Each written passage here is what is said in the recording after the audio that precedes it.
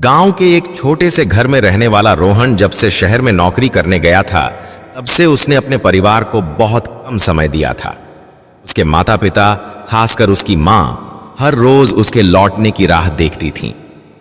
रोहन अब एक बड़ी कंपनी में काम करता था, नई नई चीजों में व्यस्त रहता और धीरे धीरे अपने परिवार से दूर होता गया। एक दिन रोहन को अपने घर से एक खत मिला।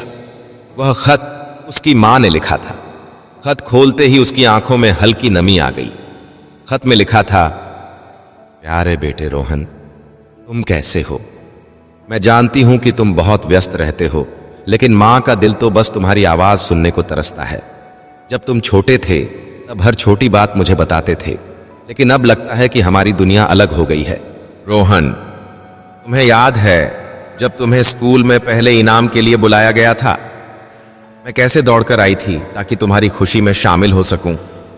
आज भी मैं हर दिन तुम्हारी सफलता की दुआ करती हूं। बेटा, मैं समझ सकती हूं कि शहर की जिंदगी में समय की कीमत बहुत होती है, लेकिन याद रखना कि जिंदगी में सबसे कीमती चीज रिश्ते होते हैं।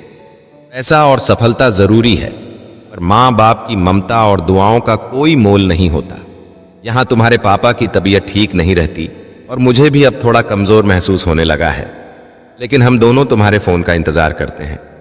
बेटा, जब भी समय मिले घर जरूर आना। तुम्हारी पसंदीदा खीर बनाई है, ठंडी हो रही है। तुम्हारी मां। खत पढ़ते ही रोहन की आंखों से आंसू गिरने लगे। उसे एहसास हुआ कि वह काम में इतना व्यस्त हो गया था कि उसने अपने परिवार को ही नजरअंदाज कर दिया। वह तुरंत अपनी मां को फोन लगाता है और दूसरी ओर से मां की कांपती आवाज सुनते ही रोहन की आंखें फिर नम हो जाती हैं। मां, मैं बहुत जल्दी घर आऊंगा, मुझे माफ कर दो, मां ने मुस्कुराकर कहा। बेटा, माफी नहीं, बस तुम्हारा इंतजार है।